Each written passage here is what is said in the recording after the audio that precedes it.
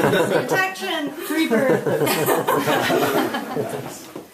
Thanks, you guys, for coming. My name's Kristen, and this is the first part of a story called A Case of Something. I lettered in track because I was the only student running the 800 meters that day. I automatically won, even though I fully stopped, smoothed my shorts, and walked to the finish line. The other school canceled because their bus broke down along 29 North, and the distance runners on my team were taking the SATs. I glanced at my mom in the stands, and she waved, then motioned for me to hurry up. I also lettered in soccer. My younger brother, Robbie, was our coach. He had an adorable mop of hair and raw talent in the field. When I wasn't up to playing, I'd sit on the hill and sun myself, asking another teammate to take my position. No one argued since they all had a crush on Robbie and wanted to show off. Someone would have to run back and forth, covering both right and left halfback, while I covered myself with copper tone. When my folks came to a semifinal match, I grudgingly laced my cleats and asked where the right half stood. My teammate pointed to the position and I trotted out. "Go Kristen!" Mom yelled as I stood on the white midline and initiated a panic attack. The whistle blew and I dashed off sides, my replacement circling past me. "Bad cramps," I yelled. My mom nodded her head. It's a case of something. When college started, I needed an activity to talk about at the dining hall. My dorm was the farthest from campus. We had such a long walk to class, most of us just skipped or dated people who lived near school. I never had the nerve to skip class, and the only person that had a visible crush on me was the older gentleman who worked the breakfast shift and sold us Milwaukee's Best with our omelets. He thought it was really cool that I didn't drink a lot of beer in the morning. I was just kind of different. When he took off for deer season, I really started to miss the attention. My assigned roommate was a grad student in the music department. She had a devout obsession for piano, and it seemed to get her a lot of attention. "Want to come down for dinner, Marilyn?" "No, thanks. I need to memorize my notes." "How?" I glanced around. "Do you have a piano in here? Does it look like it?" "No." "Do you think I have one in the closet?" "No." She dribbled her fingers along the table's edge and pulled out her music books. I shoved the meal cart in my pocket and walked solemnly to the cafeteria, embarrassed, but still wondering. I had no capacity for anything other than my own direct needs, and I needed an activity to talk about at mealtime, too. A lot of guys in the dorm, hulking men from the Plain States, were rowers. I decided that night to become one, too. They had gorgeous hair and nice jerseys with UW-Madison crew emblazoned along the front. I had some beer weight around my middle I wanted to hide, so I joined the women's team, ready for my big sweatshirt. The women, I noticed, weren't cute and dumb like the guys, but larger, and with names like Soup or Barbara. When I met the coach, Mandy, I looked her over and thought, it can't be that hard. She's my height. I told Mandy that I lettered in both track and soccer, and shot her a piercing stare, my signature look when I wanted something. I was the right size to fit in the back seat, reserved for the lighter ones. The powerhouses sat in the middle of the boat. They got up at 6:30 to bike to the boathouse, unload the sculls into the icy lake, and row for 2 hours before practice. I was up early, too, looking for the piano and getting my bangs ready for breakfast. We were the top team in the country. We rowed inside the boathouse on stationary sculls, lake water rushing past. After 2 weeks of this, the clouds broke overhead, and Mandy decided we should practice outside. We all carried the enormous glossy wooden vessel down to the dock and swung it into the lake. I took each step on tiptoe, wheezing from exertion. The morning sun bounced off the lake. I crept into the back seat and pulled the oar into position over my lap. We launched, and I called to Mandy, "It's so sore right here." I gesticulated wildly around my arms and legs. "Tough. Get ready for sprints. Can I use the bathroom?" The boat maintained its stony silence. The cops yelled, "Ready." We shoved off the dock. "Kadner, put the oar back in the water," Mandy screamed from her bullhorn. I extended it from off my lap and back into the lake. The less I exerted, the better off our time seemed to be. She didn't understand my value to the team. The beast in the front could row for Eric the Red. I was there to classify the boat as women's. Mandy pulled me aside after we were through. "You need to see someone about this." "About what?" "A sports psychologist about your issues." I appeared to have a caustic fear of success. She had no idea yet the lengths I'd go to fail. Sure, I said, no problem.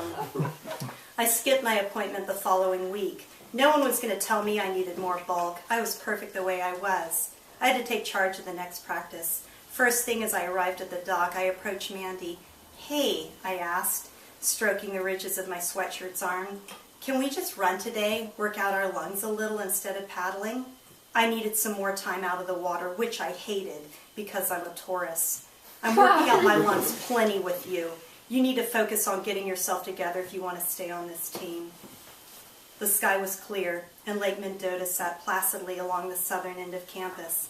The water torture was to begin at 8. It was my 3rd week on the team. Lake water lapped against the swaying rig as we climbed inside. My stomach began to churn. We had a race in a week with Michigan. I tightened my ponytail. We shoved off the dock and glided towards the center of Mendota. I looked down and I could see tendrils of grass reaching skyward and small fish darting around us. The cock shouted, ready, and we raised our oars. Stroke! We were doing 10, 12 bull sprints and I surged my way through the first and second sets. The 3rd set began and I stared over my right shoulder at the oar, my mind beginning to give way. When I looked at the oar, it began to skip through the water, slowing the boat. I pulled it on top of my lap. Kadner! Mandy hollered from her speedboat. I ignored her.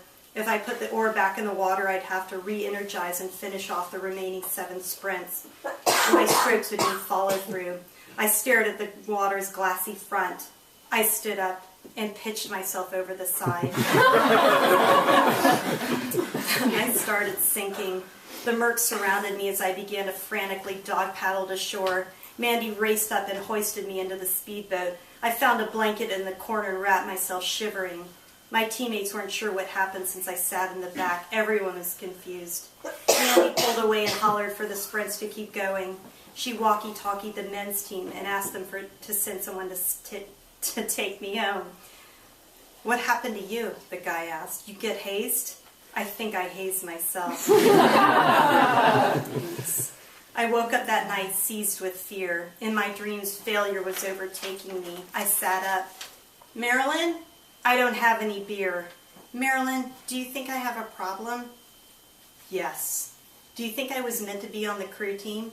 She turned over in her bed. Is that where you've been stealing all the towels? Is crew even fun? Stop asking other people where you belong and figure it out for yourself. I fluffed my pillow, frowning, while Marilyn hummed herself to sleep with a few ugly notes of Bach. I wasn't serving myself being a middling athlete, and I walked to class that day chewing on my options. Mandy would potentially not even welcome me back since I junked up her speedboat with my wet sweats. I'd have been mad about that. I sat down in my hermeneutics seminar and turned to the girl next to me. What do you do after school? I asked. I belong to an organization called Young Life. We teach kids in high school life lessons through the eyes of Christ. We hold meetings in their homes. I'm super stoked on God. Do you guys need any help? Absolutely. I work through Middletown High. I scheduled myself for that night. I trudged to the boathouse to let Mandy know the hard news I wouldn't be returning to crew. I couldn't overschedule myself with classwork as well. She lunged at me and wrapped her arms around my neck. Good luck. We'll retire that jersey. Wednesday evening, I pulled on a green J. Crew roll neck and drove to the meeting house. I met the girl from class in the driveway where she gave me instructions. I was supposed to offer practical Christian thought on problem solving. I grew up Catholic. How hard could that be? I stood with her at a makeshift lectern, and she opened the meeting to questions. The room was filled with about 20 high schoolers, many of them very cute. She fielded questions about sibling rivalry, opening up to parents, peer pressure. I scanned the room as she spoke. I made brief eye contact with a few kids and smiled considerately. How should I deal with someone in class who bugs me? A girl asked. When Jesus was in school, the leader cut me off. Turn your cheek to them, she said, or gently ask them not to do what bothers you, or better yet, find out what's motivating their behavior. A hot kid I noticed earlier raised his hand. How would Jesus get over a breakup? That was my chance for glory. I raised my fist in the air and thought back to Sunday school hearsay. I cleared my throat. The best way to get over someone is to get under someone. I motioned the scenario with my hands. The boy shook his head no and looked away. Excuse us, the leader said. She pushed me into the dining room with her hand on my back. You're fired. Go with Christ.